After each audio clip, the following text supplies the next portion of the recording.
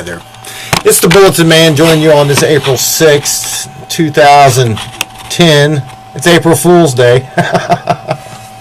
In Crystal City, at least. You've been fooled, my friends. There's no way that Ton Schilly legitimately won that election. Jack G only getting, I don't know where it was. Here, 55 to 44. It's just a little strange. Obviously, it's real simple just to flip the vote totals, and that's probably what happened in Crystal City.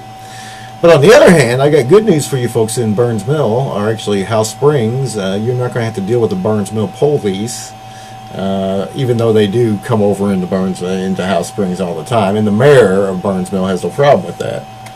And so that lost the great House Springs takeover by Byrnes Mill. I thought for sure that would win. I thought Ed Locke, campaign extraordinaire. Ed's a good guy. I mean, he works for the Beast, but I think Ed's heart's in the right place. I really do. Ed is, I thought he would put together a better campaign, but I got to give it to Michael Frame and his boys wearing the purple shirts. I think it's his Service Employees International Union. I'm not really a big union man, but I am a brother-in-law. My wife's a Teamster Local 688.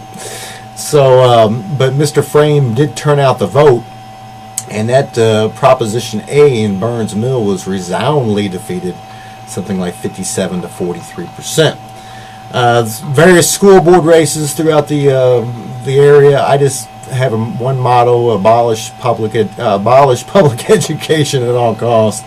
We're not getting our money's worth for sure. Have you been to a fast food restaurant or Walmart lately?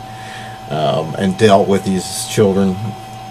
And Festus, Mike Cage is the new mayor of Festus, and at least Mike will talk to me. I've known Mike since I was a little kid. We used to hang out at the fire department, and Mike and Ricky Earls, and I had a lot of good times with Mike and a lot of fond memories of Mr. Cage.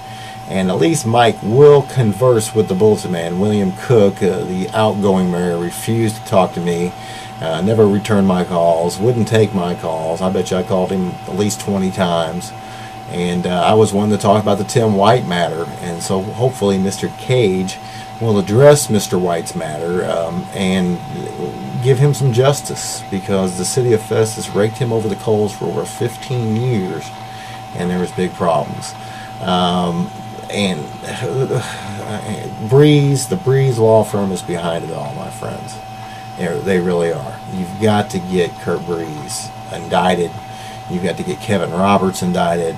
Forrest Wegge has got to go. I'm telling you, it is time to clean house. Of course, Forrest has no competition. And now we have news that Ton Schilly is able to retain his seat after misleading the people of Crystal City and basically giving away the farm and looking like the fool that he is on the TV. But Jack G wanted to play conservative and didn't want to employ the Bulletin Man's radical views and campaign tactics. And this evening, I just pray that Jack took my advice. I've called him and haven't heard back from Mr. Jennifer, but definitely the fix is in Crystal City. But good news. Good job, Wes. You only had to fix one election. I know. I'm real happy with the Byrnes Mill turnout, though, too. You know, it's kind of like a second home for the Bulletin Man. It really is. I do love you guys, and I appreciate you stopping in. Still no word from the county jail. Our friend Jill's still being held hostage, but we keep praying for her. And the Lord's going to get her out sooner or later. It's just in His timing. If you know anybody at the Faith Church, I call it the fake church because obviously they're not for real.